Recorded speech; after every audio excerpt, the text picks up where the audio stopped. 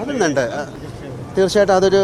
ആസിഫ് അലി രമേശ് നാരായൺ വിവാദം സോഷ്യൽ മീഡിയയിൽ ചൂടേറിയ ചർച്ചയായി മാറിയ സാഹചര്യത്തിലാണിപ്പോൾ നടൻ മോഹൻലാൽ ആസിഫിന് പിന്തുണയുമായി രംഗത്ത് വന്നത്.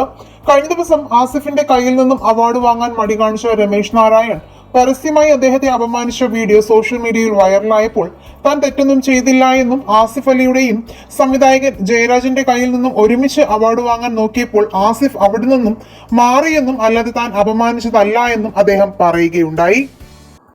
അപ്പോൾ വിളിക്കുന്നു, ജയരാജ് വരുന്നു. ജയരാജ് വന്ന് കഴിയുമ്പോഴേക്കും എനിക്ക് പിന്നെ ആസിഫ് അലി ഇല്ല അവിടെ. ആസിഫ് അലി അപ്പോഴേക്ക് പോയി കഴിഞ്ഞു. ഇതും തന്നിട്ട് ആസിഫ് അലി അങ്ങോട്ട് പോയി. ആസിഫ് അലി ഞാൻ വിഷ് ചെയ്തു, ആസിഫ് അലിയുടെ പുറത്ത് ഞാൻ കൈ തട്ടുകയും ചെയ്തു. എന്നാൽ ഈ വീഡിയോ കണ്ട അരി ആഹാരം കഴിക്കുന്ന മലയാളികൾക്ക് കാര്യം മനസ്സിലാകും. എന്നാൽ ഈ വിഷയം അറിഞ്ഞ ലാലേട്ടൻ ഉടൻ തന്നെ അമ്മയിൽ മറ്റ് ഭാരവാഹികളെ വിളിച്ച ആസിഫിന്റെ കൂടെ പരസ്യമായി സപ്പോർട്ട് നിൽക്കണമെന്ന് പറഞ്ഞതായും അതിന്റെ ഭാഗമാണ് അമ്മ അസോസിയേഷൻ സോഷ്യൽ മീഡിയ വഴി ഇങ്ങനെ ഒരു പോസ്റ്റ് ഇട്ടത്. ആട്ടിയകറ്റിയ ഗർഭിനോട് നീ ചിരിച്ച ചിരിയാണ് യഥാർത്ഥ സംഗീതമെന്നായിരുന്നു പോസ്റ്റ്.